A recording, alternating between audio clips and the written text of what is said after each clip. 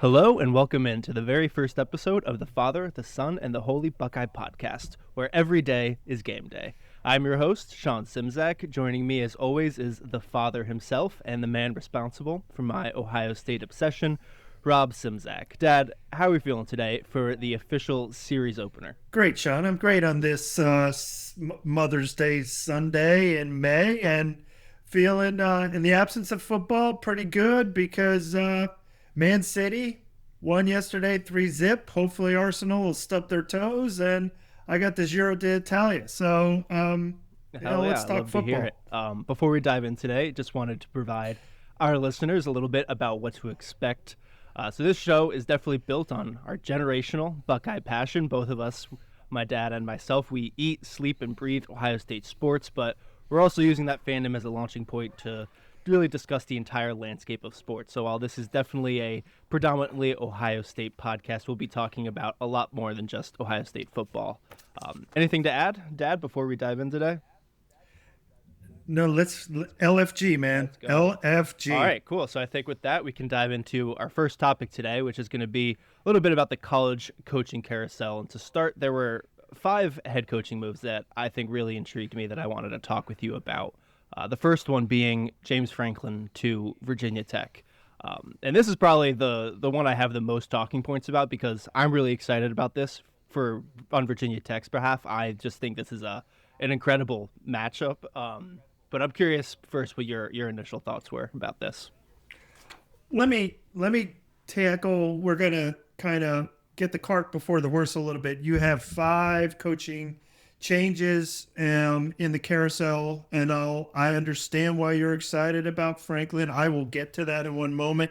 I would say this: we as fans, we suffer recency bias sometimes, but we're talking about a sport that doesn't even resemble itself today. From anything prior to 2022 is not even in the zip code of where we're at today. And we all know NIL, the transfer portal, GM. So any coaching hire where you don't have those 3 things aligned, you're not going to win. I don't care who you are, how good a coach you are, you're not winning. If you don't have those 3 things, you can look at a guy like Lance Leopold at Kansas. He's a great coach, but Kansas is not going to go full Indiana and take any resources away from basketball and give them to Lance to go get himself a roster. They're just not going to do it. Lance will be stuck in the land of 8-4 and 7-5 and 5-7 and 6-6,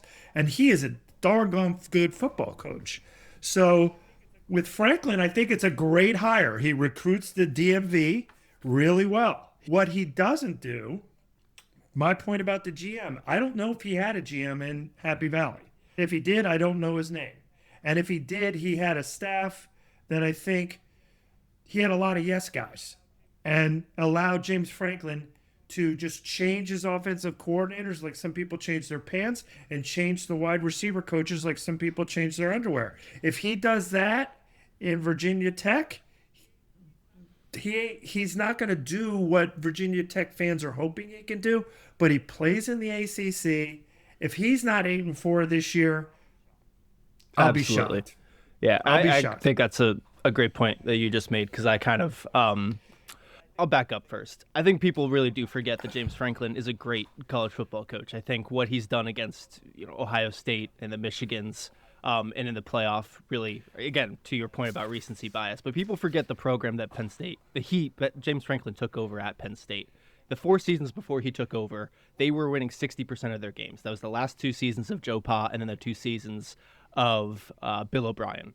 They were a 60% win team. He took over a team that was in the middle of the 15-player per year scholarship reduction, and that lasted through his first season. So he wasn't even able to build a roster up, and he took them over, won the Big Ten in year 3, had back-to-back 11-win seasons between 2016 and 2024. He was winning 75% of the game. So I think people really do forget that he is a great coach, but again, to your flaws, obviously the big game thing is what everyone thinks about, but that GM kind of portion of the job, I think there were times at Penn State where he did just completely ignore positions of need. I mean, again, after COVID, Penn State had a stretch where they had one of the worst offensive lines in the Big Ten, and that never got addressed. And Penn State used to develop wide receivers close to, as well as Ohio State did. Like, they had a stretch where they had Allen Robinson and KJ Hamler and Chris Godwin. They were producing some really good skill position players. And then all of a sudden, they had the worst wide receiver room in the Big Ten. And year over year, James Franklin thought the solution was just dipping his hands into the FCS and finding these no-name guys that he could turn around and develop. And it just wasn't working. And you saw Or cast-offs from Columbus. Bring it in. I don't know what he thought he was going to get out of Julian Fleming. But it's just the kind of beating your head against the brick wall over the same positions over and over again. So, again, I don't expect him to step into Virginia Tech and win a national championship. But the reason I think that's such a great fit is partially because I don't think Virginia Tech fans are expecting a national championship, and I don't think that they're going to have the same heat down his neck that Penn State fans have. Because I think the one thing about James Franklin I think about too is, like, I don't know if he's a great coach when his back is up against the wall. I don't know if he's someone that's going to be like, oh, you're doubting me? Well, yeah, doubt me and see what happens. I'm going to go prove you all wrong. I don't think that he's that kind of coach. I think that's why the last season fell apart so quickly, was the pressure leading into the season, and then the hostility as soon as they lost one game really did the team in more than anything. So he definitely needed a fresh start from that standpoint. But I think what James Franklin thrives off of is kind of a program and a fan base that rallies together, that he can really kind of get juiced up together. And I think Virginia Tech can give him that kind of support that that the program really needs to start getting some momentum. And again, like, from the roster management standpoint and kind of how he tucks his tail between his legs in big games, yeah, Virginia Tech's not going to win a national championship, but I don't think they're expecting it. And they're playing in the ACC, which is, to put it lightly, a pretty horrible conference. I would up your ante saying that I would expect Virginia Tech to win 10 games this year. Like, I don't see any reason why not. They overhauled the roster. He's a great coach, and I think that he's going to inject that program with a lot of juice really early. Well, let me respond, and then I got a hot take for you. I think Franklin, I don't love him or hate him. If I was a Penn State fan, I think he had a season, multiple seasons worth, like the way we all felt after 2024 Ohio State, Michigan. That Saturday and Sunday, everybody and their brother wanted Ryan Day gone. That was one time we felt that way about Ryan Day. It was a season of failure and big games. And the two things, I'm not a Penn State fan. We know that. Hi, Tots. And Tots.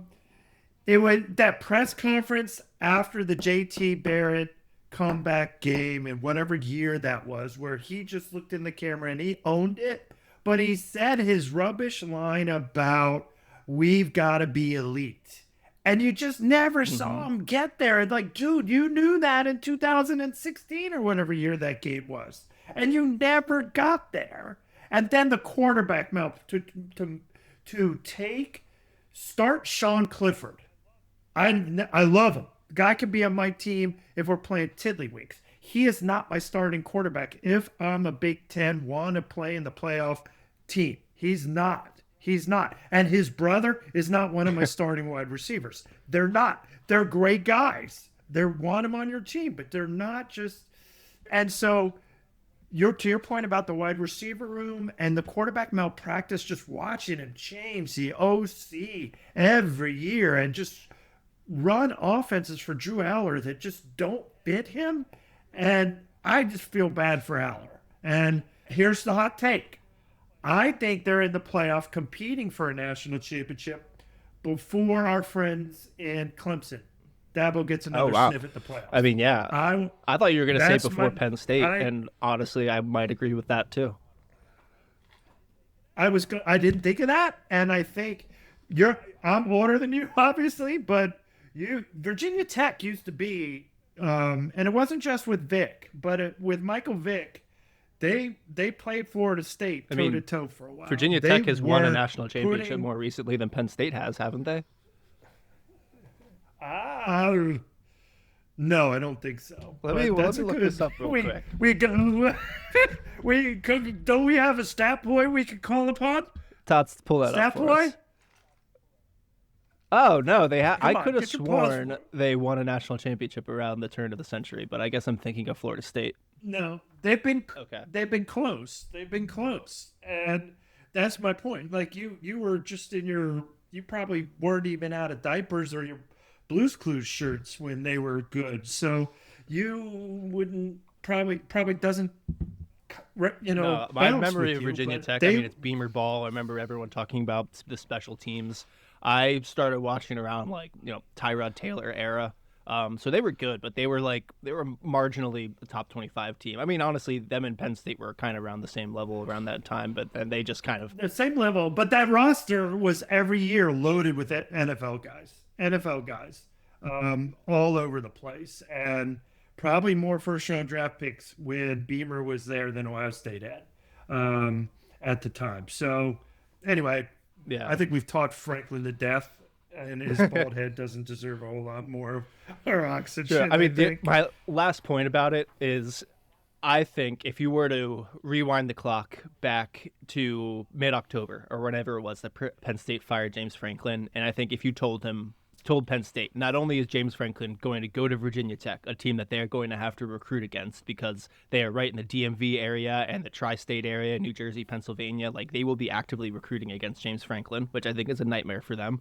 But also the fact that they would be competing with head coaching vacancies in Florida and LSU as well. I think if you went back in time and told them that, I don't think they would have. I don't think they would have fired James Franklin. Personally, if they had known that going in. Maybe. I think the fan base was had at it.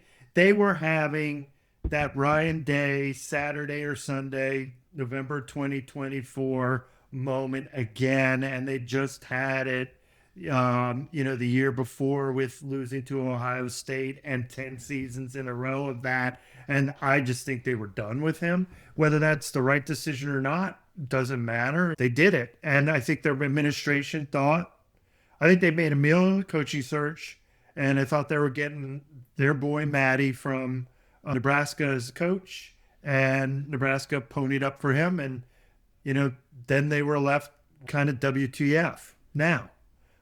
So yeah. Well, I think that's perfect segue to the second coach I wanted to talk about, and that is who Penn State hired to replace James Franklin, Matt Campbell from Iowa State. And I think, again, considering the coaches that Penn State ended up having to compete against, I think Michigan as well, completely forgot that they had to fire good old Sherrone Moore, which we'll talk about a little bit later. But I think considering the other programs that they ended up having to compete against coaches with, and the fact that, names like Kurt Cignetti, the dude at Missouri and Arizona State, like a lot of other coaches, big-time head coaching candidates decided to stay pat at their current jobs as well. So I think that they didn't have as big of a farm really to pick from for their coach. So that, considering the fact that they got Matt Campbell, I think is a pretty big win. And I certainly don't hate the hire by any means. But my biggest question about this, and maybe you are more in tune with it than I am, but like, what exactly are Penn State's expectations moving forward? Because I think I love Matt Campbell as a guy, as a coach. I think he's a pretty good fit there, but I think like his ceiling as the coach at Penn State, I see kind of exactly where James Franklin topped out. So did Penn State fans, did they get a nice slice of humble pie and they realized that aren't destined to win a national championship, and are they going to lay off the coach a little bit and be okay with going 10-2 and making the playoff and not winning a title? Are they okay with that now, or is the same heat going to be on Matt Campbell in 3 years where he's it's going to be impossible for him to live up to expectations? I think James Franklin enters a position where he's relatively free of expectations, at least in the first year. And if he goes 10-2 in his first year, he's going to get a fourth or a fifth season in Blacksburg. He is. I think Matt Campbell, great guy, great coach, Ohio roots, Mount Union guy. He is not 8-4. That works in Ames or wherever the heck Iowa State is. It isn't going to work in Penn State. They're not. So all the next four coaches are saddled with extremely high expectations, the likes of which they've never, ever dealt with. And I think that's the biggest thing on Campbell. I think Penn State fans, the NIL game is there. They have money. They will spend resources. They have more CEOs in corporate America than any other school. And that's a true statement. So they have money. They need to spend it properly. And I think Campbell's going to recruit Ohio, which Franklin, I mean, there's things in Ohio websites saying, oh, Franklin didn't really recruit Ohio. And I'm like, really? Where did his last two quarterbacks come from? They came from Ohio. So actually, his last three quarterbacks came from Ohio, Franklin's at Penn State. I don't think the Penn State fans want 10-2. I think they want to beat Michigan. They want to beat Ohio State. They want to win the Big Ten, and they want what they had, in Drew Aller's last healthy season. They want Final Four and championship game appearances. And if Matt Campbell doesn't deliver that, and they're back in the same spot where Franklin was, I think it's going to be very uncomfortable for Campbell. I think he can get him there, but I don't know that Campbell, their first loss in a big game, that whole sonic boom of a narrative, fair or not, is going to surround him and envelop him. And it's going to be, are we back here again? And it's going to get asked over and over and over again until they beat somebody in a game that matters. But I also think that, just thinking of Matt Campbell as a coach, comparing him to James Franklin, I almost think that he could be the opposite of James Franklin, where like big time games for Penn State, I could expect Matt Campbell to get them to play their best games of the season and have a game plan specific to that team that they're playing. Like, I could see Matt Campbell winning some big games at Penn State. I almost think that his bigger struggle might be showing up each and every week to teams that have, fairly comparable talent, especially now, because a lot of Penn State's players have left Happy Valley with James Franklin. Like, they don't have quite the talent edge this season that they've had for the majority of the past 5 seasons. In years past, I'd agree. I think Matt Campbell is going to have to learn, like, you got to show up each and every week, because if you drop a game to 7-5 Purdue at Penn State, that's going to be loud. If you drop a game to 7-5 Kansas at Iowa State, it's okay. And also to your point about, really evaluating coaches since the NIL era, because it is just such a different sport now compared to even just 10 years ago. Obviously, Matt Campbell is the best coach in Iowa State's history. But if you look at just what he's done since COVID, so since 2021, that's 5 seasons, he's 37-27. That's a 58% win percentage. Again, it's just the resources and the talent he'll have at his disposal at Penn State is so different, but so is the competition in recruiting. So is the competition on the field, and so are, all the distractions and all the things that are going to pull him away from just focusing on the field. Like, winning, like you said, winning in Ames, winning at Iowa State it's an entirely different job than winning at Penn State. There's so much more that's required of him, and I just don't know if we have, like, people are just looking at Matt Campbell as like, oh yeah, he's one of the top 10, 15 coaches in college football. It's, a 1-to-1 transfer. He'll do fine at Penn State. And he's definitely not going to flop, but it's just, I feel like there's more question marks there than people are really willing to maybe acknowledge. Yeah, well, I'd say this. I think he's going to do. I don't think they'll slip beyond. It helps that their schedule this season is ridiculously easy. I'm looking at their schedule now. I pulled it up. They do play Michigan, so that's a test. Can this team show up against Michigan? And they play USC, which we don't know much about whether USC is going to be real, and they play them back-to-back weekends. So that's going to be a telling weekend for them. They play Purdue after the Penn State, after the Michigan game. So they have 2 weeks, lick their wounds or get healthy or whatever. But that's a type of game that I agree with you. Matt Campbell might stub his toe on. The one thing I'll say about the Matt Campbell hire to date is I'm not a quarterback evaluator. I didn't sleep at a Holiday Inn Express last night, but I don't like the change. Evan Grunkemeyer was starting to show something towards the end of last year, and he looked like he might be better than Drew Aller ever was at Penn State.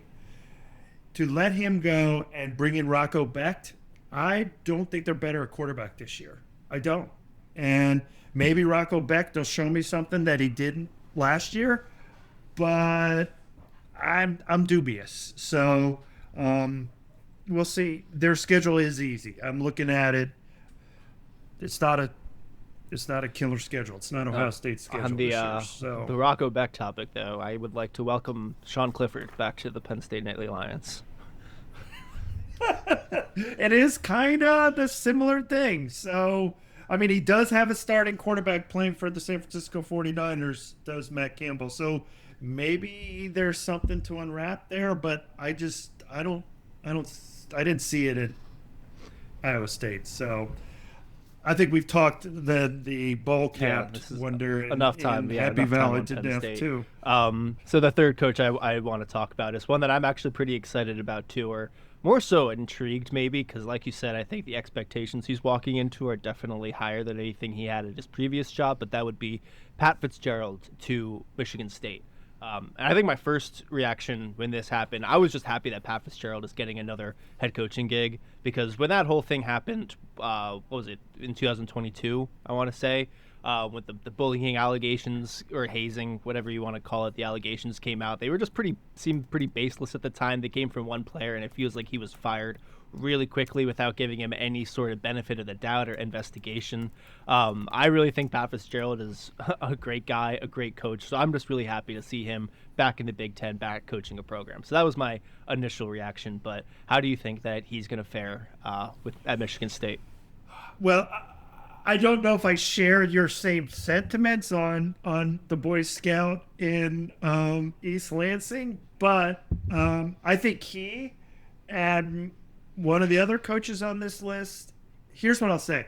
People that the short-term prism you like to evaluate. A lot of people, the knock on Fitzgerald is, forget about that, because I did not like that hazing scandal, and I just don't like that stuff, and I'm very naive about locker rooms, but I was never in locker rooms where that stuff happened. So I don't like it, but he may not have had anything to do with it. That's fine. But maybe he set up a culture that enabled that. Don't know. But his last two seasons at Northwestern were not good. This is Northwestern, people. Northwestern. When was the last time Kirk Ferentz played in a Big Ten championship game? When was the last time Minnesota was in a Big Ten championship game? When was the last time Illinois was in a Big Ten championship game? When was the last time Purdue was in a Big Ten championship game? Fitz did it a number of different years at Northwestern. Admittedly, with two divisions that made it easier, but he got them there. So establishing a culture, he's going to recruit 2 and 3 stars that just like to beat the snot out of people. And they will have a culture. And I think Michigan State should pass a law that they can't hire football coaches with the last name of Smith, because it just doesn't work. And I'm shocked that Jonathan Smith didn't work. I'm shocked. I didn't want to see Aiden Childs again after the one time Ohio State saw him. So I'm shocked he didn't work out. I think he'll bring a culture, but he and one of the other coaches on this list, Michigan State, he can't, if he gets a DUI, he gets arrested for jaywalking, he has anything going on in his house, anything, he's going to get fired. I don't care what his record is, because Michigan State is concerned about Nasser and Mel Tucker and some of the Izzo stuff that's happened. He's got 2 strikes on him already up there, so I'm pretty sure he is a Boy Scout, like you say, but if he doesn't fly straight and narrow, he's gone. And I don't care if he's 11-1. Michigan State will get rid of him if he does, if there's even a whiff of what followed him from Northwestern. So I think culture-wise, he's going to do great. He's got probably Matt Ishbia money, or whatever the guy who owns the Phoenix Suns is going to go mad crazy trying to invest in NIL. And I think Michigan State is a program, unlike Michigan, their rich alumni are going to donate a lot of money. And I think their NIL game's going to be solid. And I think Michigan State's going to surprise on the upside this year. I agree with all of that. And again, I think the biggest reason I like this hire for Michigan State is that culture, because ever since D'Antonio left, they went from being a clear top 5 team in the Big Ten throughout the 2010s and like the end of the 2000s. I don't see most of the 2000s as well. They were top 2 or 3. They were they had that to Ohio stretch State. from 2011 through 2016 where every game against Michigan State I just dreaded, because even if Michigan State wasn't good that year, they were going to play us tough. I mean, D'Antonio had our number. Michigan State, was like clear top 5, top 3 team in the Big Ten. Ever since he left, they've been a clear bottom 5 team in a now 18-team league. And the biggest problem with why they've been so bad is lack of identity and lack of discipline. Like just the blown assignments on defense, inconsistent play, penalties after the whistle or away from the ball, a lot of cheap shots, a lot of talking after the play when their play on the field has, no reason to, be followed up with something like that. It's just a lot of the small things that D'Antonio would have never put up with. It's just been littered across Michigan State. And if it wasn't for Kenneth Walker's godlike season, I don't know if they would have had a winning season since 2019 it would have been. So, I love what Pat Fitzgerald can do just from a culture standpoint, getting them into, like you said, it's going to be a lot of 2 and 3 star guys, not going to be a whole lot of talent on the field, at least initially.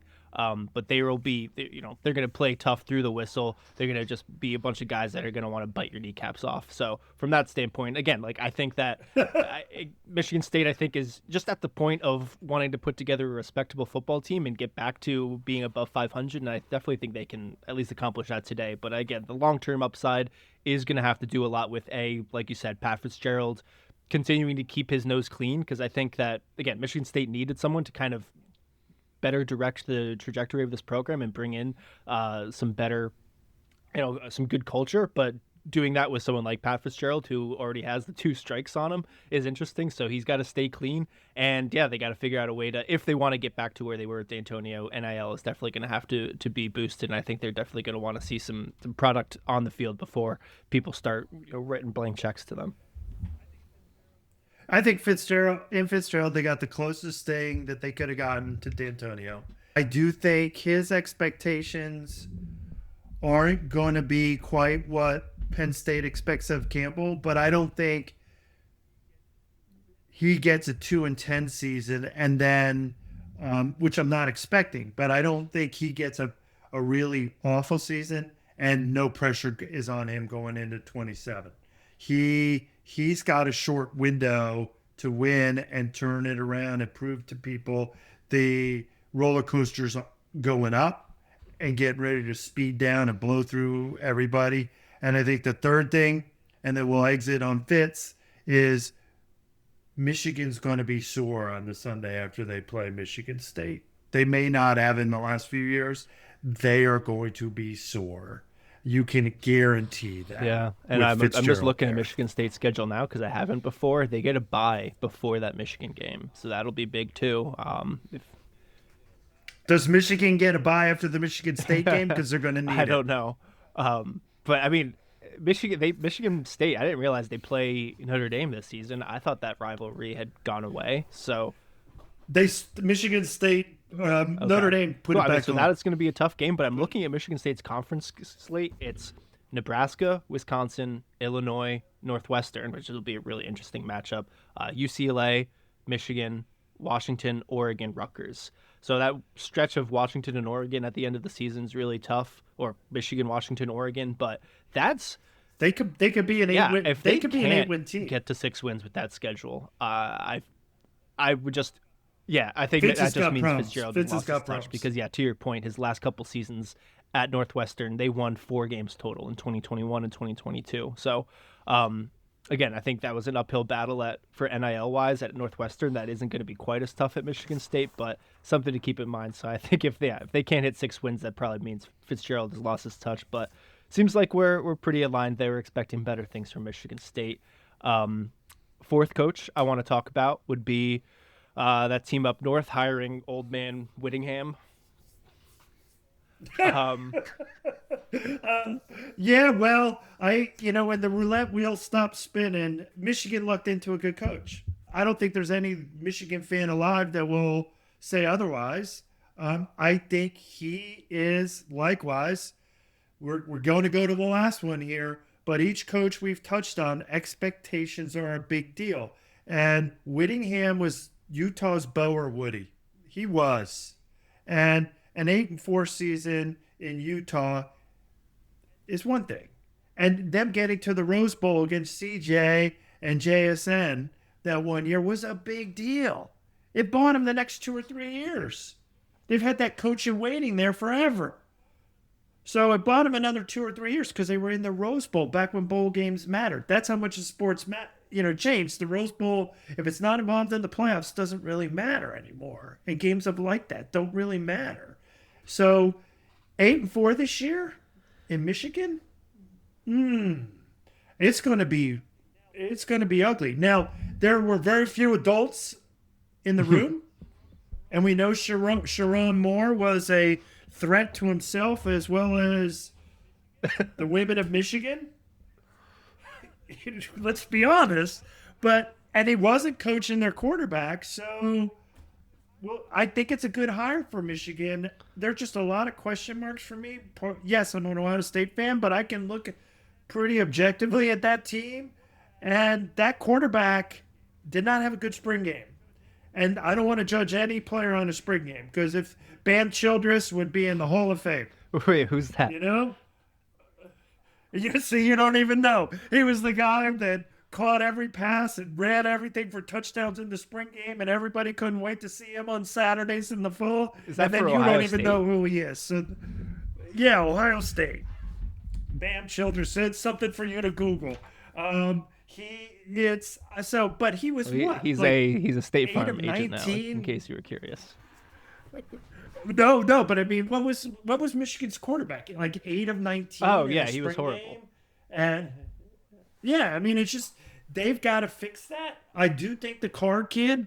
I wouldn't be shocked if at some point, 6 games into the season, Whittingham just says, because he knows he's under pressure, and he says Tommy Carr's better than this cat that Dave Portnoy and Larry Ellison brought to us. We're gonna go with the freshman Tommy Carr. Yeah. So good hire by Michigan. A lot of it pressured that he's never faced as a coach, and he knows he's facing it. And he played in that Utah BYU rivalry. Those freaking people want to kill each other. I know it's grounded in religion, but they can't stand one another out there, and they would kill each other.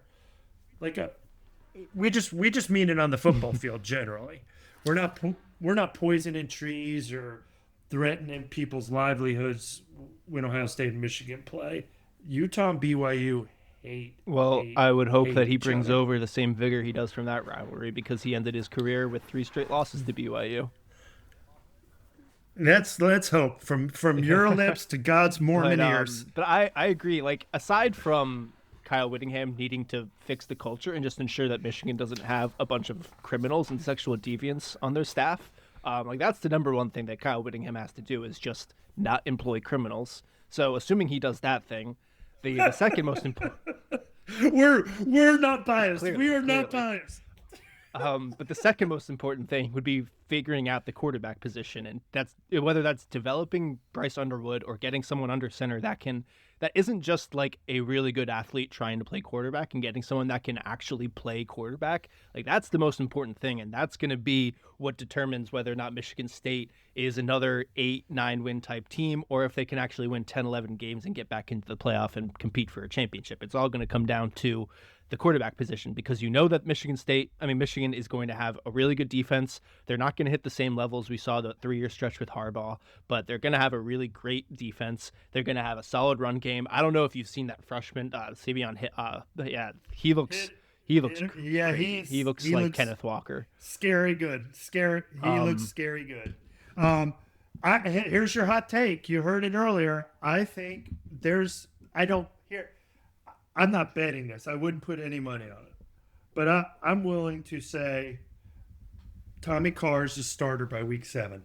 I'd be more comfortable saying I bet that he starts a game during the season that is unrelated to a Bryce Underwood injury, but I don't know if I'd go that far, but I get your sentiment. Like, at a certain point, if Bryce Underwood comes out and can barely hit just a comeback route or a curl with any sort of consistency, like, it doesn't make sense having a guy out, especially if you're not going to, utilize his athleticism. But also, we're agreed that they had to figure out the quarterback position. And that's the one thing with Kyle Whittingham, looking at his Utah career, like, are you sure you brought in the right coach to really improve the quarterback position? Because if you look at Utah the past, ever since that Cam Rising year where they played Ohio State in the Rose Bowl. Ever since then, Utah has consistently had one of, if not the best defense in their conference. And the biggest thing holding him back has been the quarterback position.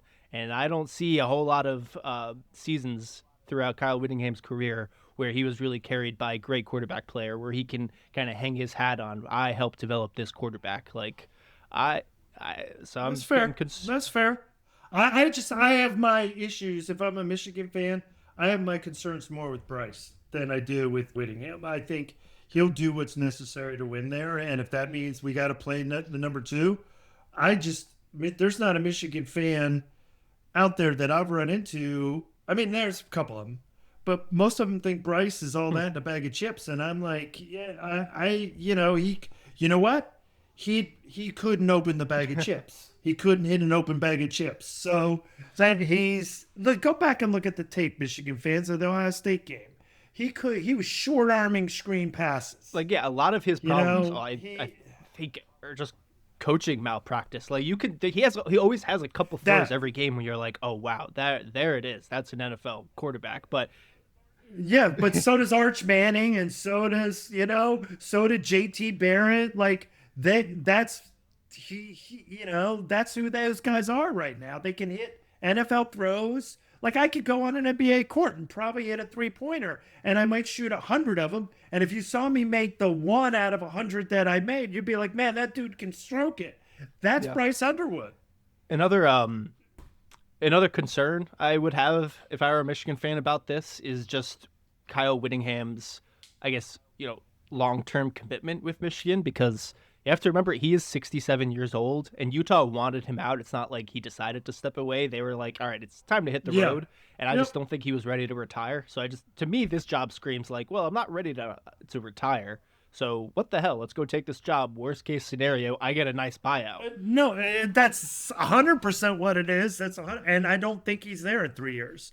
But if you're Michigan, you have arguably next to Ryan Day and Lanning, maybe the third best coach in the Big Ten. I don't know. I don't have them all in front of me, but he's a really good coach. And given the circus that's existed up there, you're happy with that.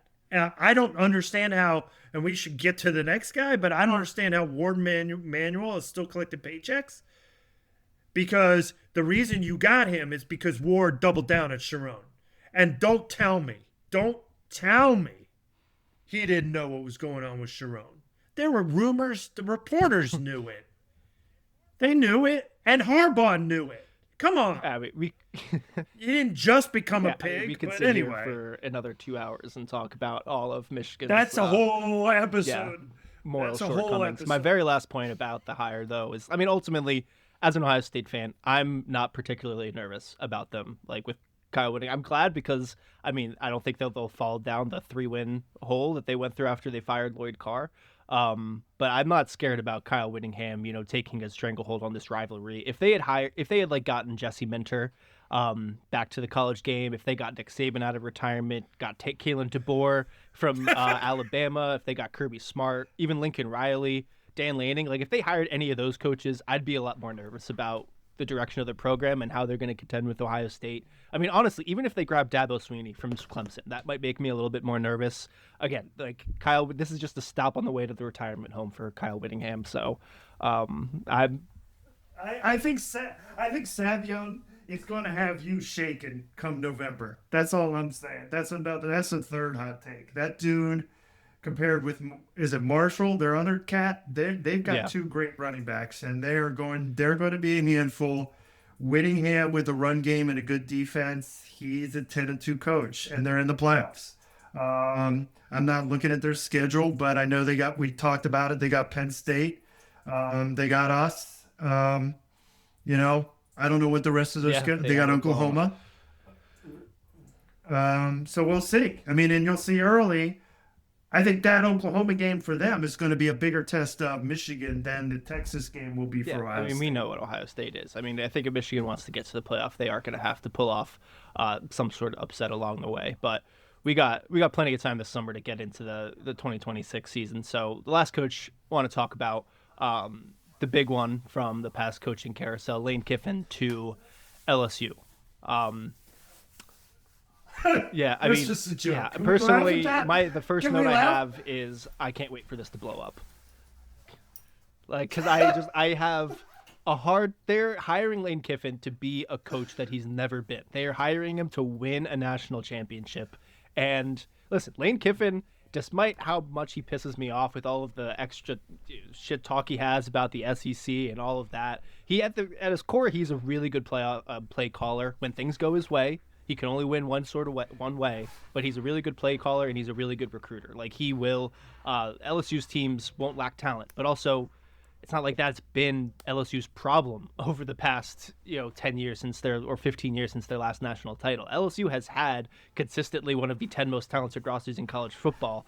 It's been their defense just consistently not living up to their offense's end of the bargain. It's been disciplined. It's been hiring clowns like Brian Kelly and Ed Orgeron, who cannot keep a control on the program. Like it hasn't been talent on the field that's been holding them back.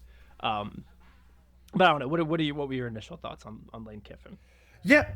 Well, I mean, this expectations.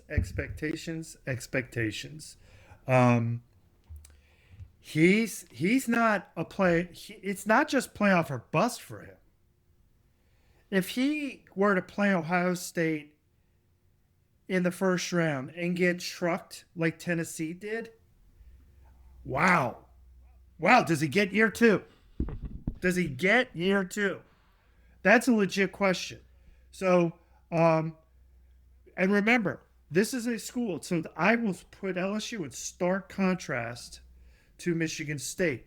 So Mom and I went out to have some barbecue last night, and there was a guy sitting at the bar in an LSU shirt who looked like every LSU graduate who's made some money that I know. He probably has not stopped eating barbecue since he was like 16. So anyway, that school, Les Miles, had a thing for the co-eds in Baton Rouge and in Kansas. That's part of the reason LSU let him go. Ed Orgeron, why did he get fired? He got fired because his program was slipping the year after his national championship, but he was using his football offices and facilities as a bordello.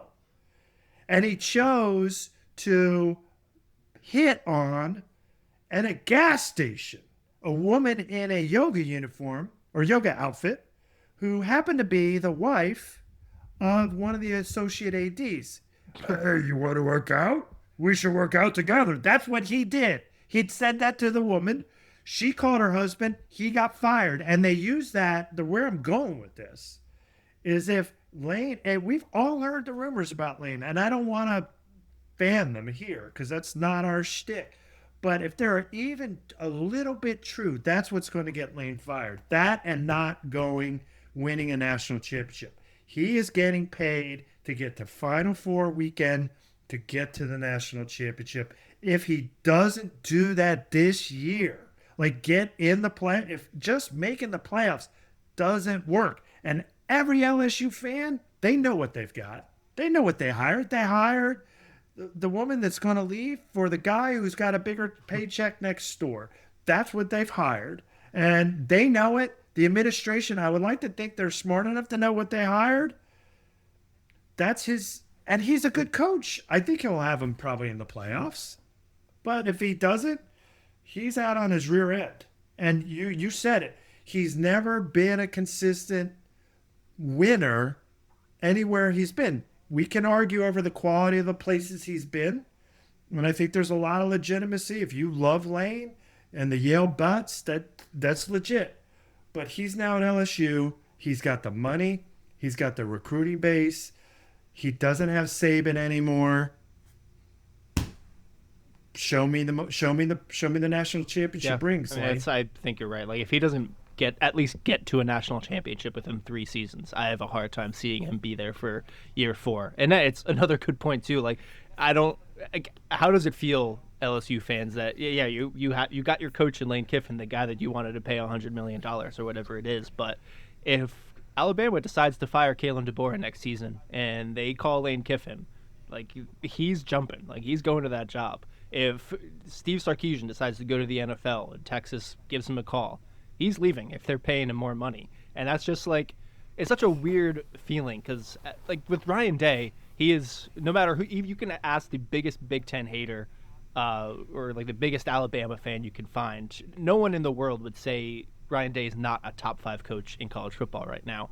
And yet, every single job opening that's popped up, Ryan Day hasn't even been mentioned because it's just a well-known fact across the country. Ryan Day is happy in Columbus. He's not leaving for anything short of an NFL head coaching job. And even that's going to be probably 5 to 10 years down the road. Like, Ryan Day is not leaving for anything short of a premier NFL head coaching gig. And I love being secure in that. I can't imagine being an LSU fan, you paying a coach whatever ungodly amount they're paying, and knowing that, yeah, if someone in my own conference pays him more money, he's going to jump. That's just got to be an unsettling feeling. Yeah. But that's who he is. They know exactly who they hired. They know exactly who they hired, and yeah, it is what it is. I mean, I can't. That's a school. They hired Will Wade back as their basketball coach. They have no shame there. And it's just looking at the past, because I think the past, like, Lane Kiffin's always been, I don't know, a controversial figure, but I feel like it hasn't been until the past 3 seasons when all of a sudden it became like a consensus top coach in college football. And yeah, it's been the best 3-year run Ole Miss has ever had in the 3 straight 11-plus win seasons. But if you look a little bit closer at those seasons, in 2023, he was 0-2 against teams that finished in the top 10. He was outscored by a total of 49 points in those 2 games. In 2024, he was 1-1 against teams that finished in the top 10, and he also had 2 losses against Kentucky and Florida.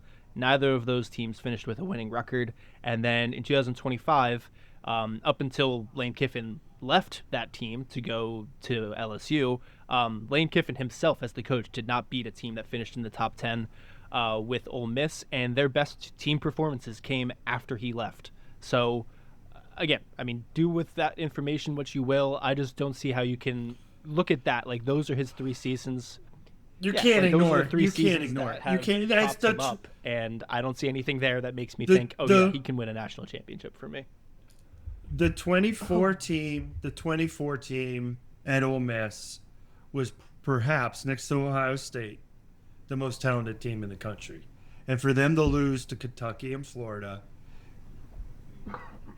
watch that this year, Tiger fans. Just watch it this year. But then when they lose to someone like that, he's going to talk about it's an SEC team. Like, this is the same as losing to he's going to prop it up as a strength for the conference. Not anything wrong that he did. Don't let that get under your skin. You just say it matters more there and count your rings if you're in the Big Ten. Don't let that get under your skin. Like, there's some people out there talking like. On what's the bald head elephant man with the big ears on Paul Fine? Yeah, there was something on his show where he was interviewing USA Today, and he was trying to talk the USA Today writer into, how good the SEC is top to bottom, which no objective sports fan would argue that. But he said that's some really Nobel Prize winning mental gymnastics that you're going to say the reason the Big Ten's won 3 national championships in a row is because Arkansas is too good. And so you're going to get that. There's a segment of this society that just will not going to make this political, but just facts and data don't matter. So Arkansas is too good. South Carolina last year was too good. Come on. So, anyway, let's get off that. Yeah, we're aligned there. It'll blow up. But this season, I'm sure LSU will probably win 10, 11 games, get to the playoff, and get blown out by a Big Ten team. But moving on from the coaching carousel, I wanted to touch briefly on Arthur Smith being Ohio State's offensive coordinator, our big splash hire of the offseason. I was just curious of your initial thoughts because, I mean, again, I think both of us were all over the Matt Patricia hire last year, even though he was getting clowned. Like, I don't know how people warped hiring a Super Bowl winning defensive coordinator into a negative. That was kind of some weird mental gymnastics last year, but I think it's a lot of the same this year. I think some people were skeptical because Arthur Smith didn't always have the best offenses in the NFL, but I just think coaching in the NFL is so different than in college. I think it'll be so easy for him to draw up mismatches and just expose NFL defenses. But my only concern that I wanted to raise to you is that Arthur Smith is very heavy on like 12 and 13 personnel. He loves his tight ends. He loves running the football. And then Keenan Bailey. I think the Big Ten championship made it clear to all of us how much of an influence he has on the offense with the use of our tight ends in that game. So I'm just a little concerned now between Keenan Bailey and Arthur Smith that, I mean, obviously we're going to be, very run-oriented team, and we're going to leverage our tight ends a lot. But I think there is a fine line between, churning out tough yardage and hitting your head against a brick wall. So I'm just a little nervous. Like, are we going to see the same things again this year that really did us in last year, where we are, abandoning the pass game? We're not just littering Chris Henry and Jeremiah Smith with the targets that they earn? Are we just going to be too happy running it up the middle for 3 yards, setting up third and obvious passing down situations, and just kind of go down the same rabbit hole that we saw towards the end of last season, where we're over-relying on an offensive line that is not getting a consistent push? We're over-relying on tight ends in these 12 and 13 personnels rather than just utilizing our strength on the outside that we have with our receivers. So that's my only concern,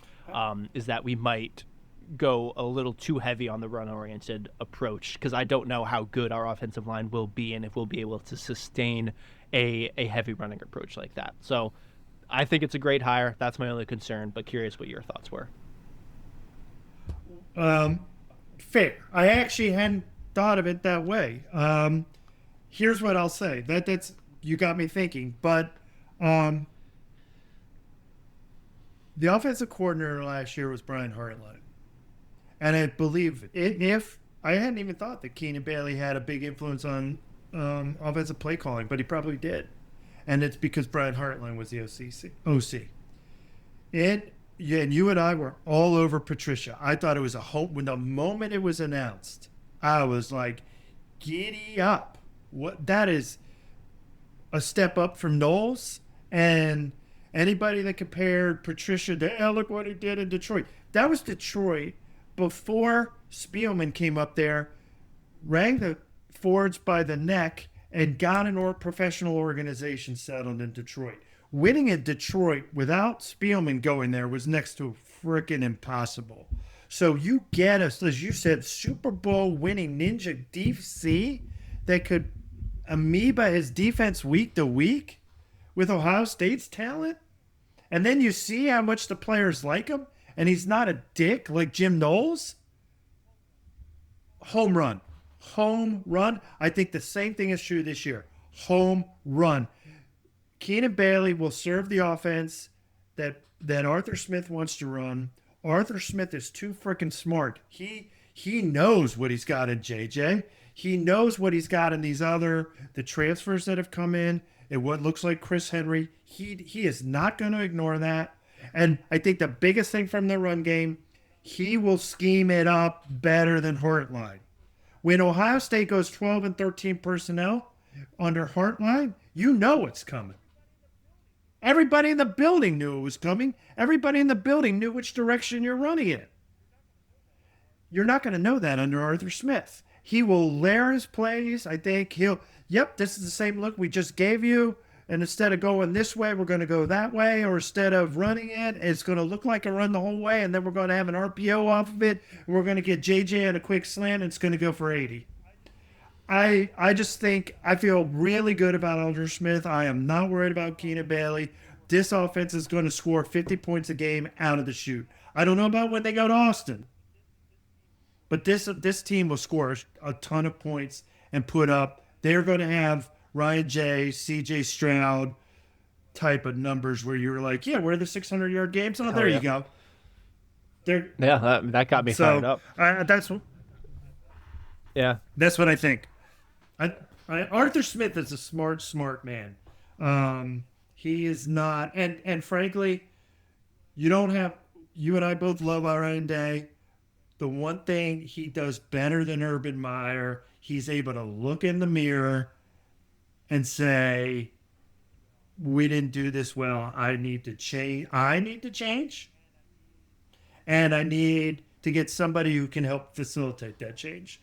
Urban Meyer never really changed. No, and that's why those Ohio State offenses in his latter portion of his tenure really became one-dimensional and became pretty tough to watch.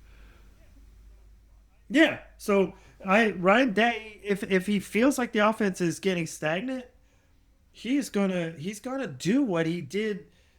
It pissed Knowles off after the Oregon game at 24, but he put all his time in on the defense because he knew he had an offensive coordinator in Kelly to kind of support him.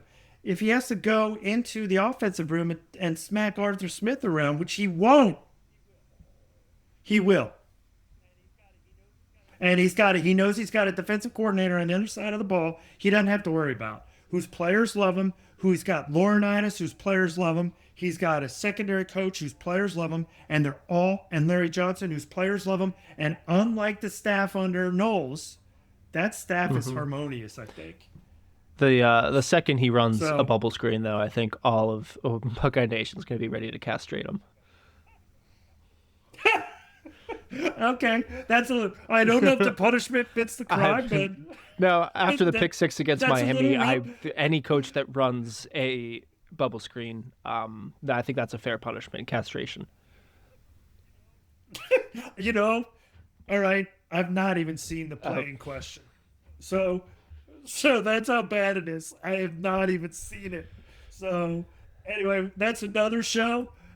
We should get on to our next topic. I think Arthur Smith, simple, home run, hot take number 4 for me is you're going to see 500, 600-yard games from this offense will be commonplace, routine. It'll be a shock when they don't throw up 500. And when they don't throw up 500, it's going to be like 475. I think every Ohio State fan would sign up for that. So I think we're in agreement. Another great hire by Ohio State. And so that kind of got me thinking this offseason with all the movement we had in the coaching carousel is if, let's say, this season wraps up, we win the national championship, Arthur Smith and Matt Patricia both go back off to the NFL, and Ryan Day says, you know what? I've had it. I'm stepping away from the college game. I have done what I set out to do, and that's win multiple national championships at Ohio State. So if that were to be the case, Ryan Day, Matt Patricia, and Arthur Smith are all gone. I wanted us to think about who our top replacements would be for Ryan Day. So some initial thoughts that I had, Brian Hartline is the one that jumps off the page the most. And if this were happening like 5 to 10 years down the road, I think he would definitely be my number one choice. But I just think he's just too young and inexperienced. And I think every Ohio State fan would agree that we cannot thank Brian Hartline enough for what he's done for this program as the wide receiver coach and co-offensive coordinator, but he just was not a great play caller last year. He was not ready to own an offense like Ohio State's. So I'm glad he got an opportunity like South Florida. Hope he gets to cut his teeth, continue to work up. I'm sure he'll have great success. And, again, 5 to 10 years from now, I think he could be a real candidate. But if this is happening next year, I would not trust Brian Hartline with this team. And then Laurinaitis is another guy that, again, I see as a potential coach in waiting down the line. But, again, just too inexperienced. I don't see how you can go from linebacker coach to head coach of Ohio State.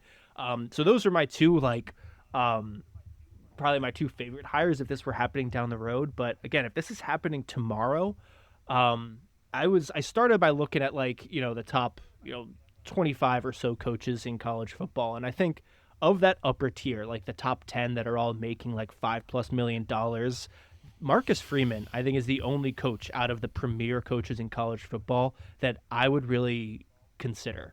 I don't know about you. Were there any other names that popped out to you? Well, pre-Diana Rossini. Mike Vrabel, of course. I would have said Vrabel, of course. That would have been my number one. I don't know if he can get hired anywhere outside of New England because they seem to enjoy their coaches getting involved in those sorts of their coaches and ownership having those. Job, I guess, whenever Whittingham retires. Yeah, he fit in well. But we're joking. I hope I don't want to ever see him on the sideline in Ann Arbor. Great call. Freeman's the guy. If you have to go get somebody off of the Ohio State tree, so like Michigan, we always want to say Michigan, man. So you don't need to hire. Ryan Day had no connection to Ohio State, none. Chip Kelly had no connection to Ohio State. None. There is no reason why the next coach has to have Ohio connections. It sure helps. Or John Cooper, people always held it against him. But, it was more the 2-10-1 against Michigan.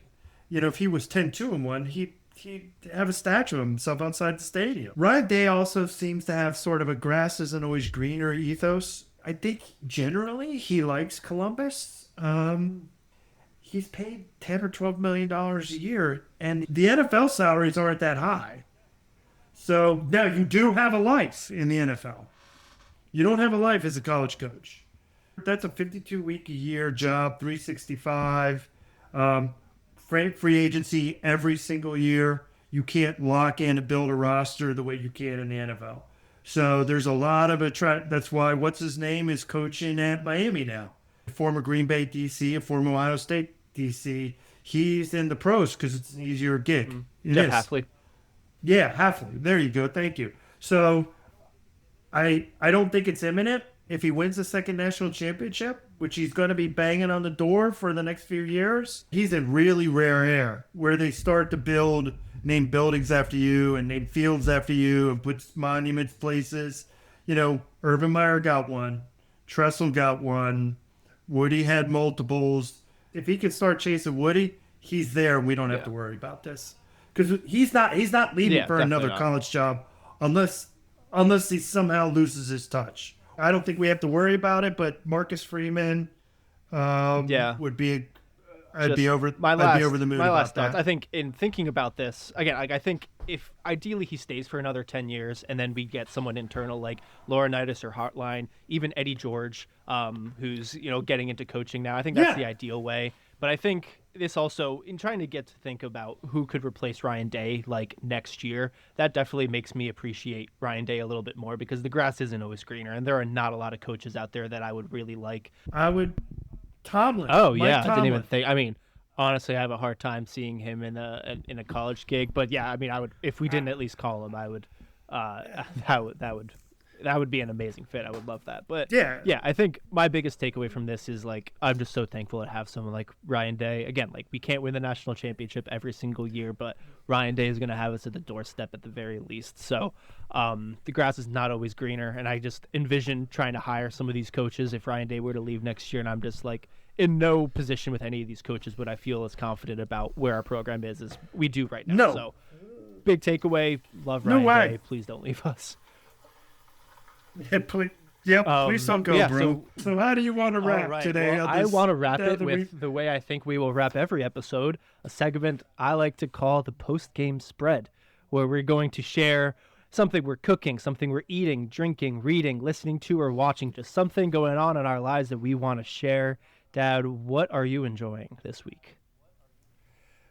Well, I'm not yet confident enough to share some of my pizza recipes with the broader audience, so I'm not going there. Although I am making pizza for some family friends and your mom tonight for Mother's Day.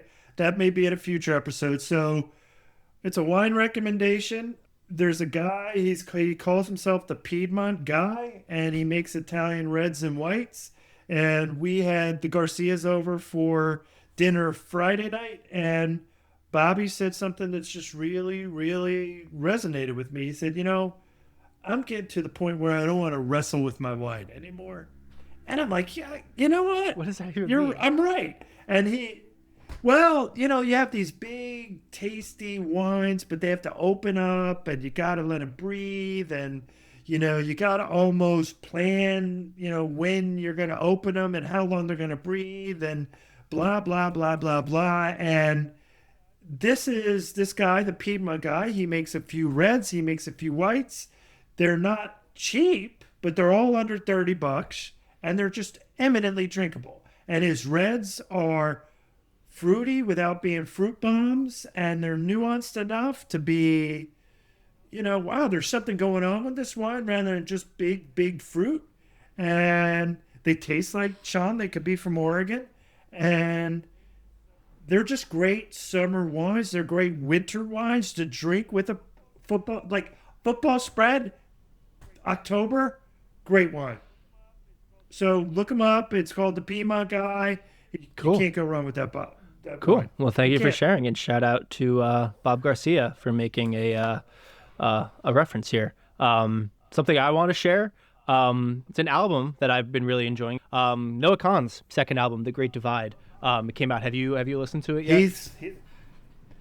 That dude can write some songs. I mean, he's always been one of my favorite, but honestly, like, I think artists' follow-up albums after like really hitting it big always kind of make me nervous because it can be a real mixed bag. Whether or not they're going to kind of stay true to themselves, whether they're going to get a little bit more shallow, or whether they're going to go like, you know, more poppy, more mainstream. But I thought this was a really great follow-up. I mean, I loved his original work. I feel like he really married kind of like the stomp clap music, like Mumford & Sons and Lumineers, with like folk pop, like Hozier and George Ezra, really well. Like I've always loved his sound and his voice. But I thought maybe his first album lacked a little substance. I feel like every other song was just really about being from New England. And I think in this album...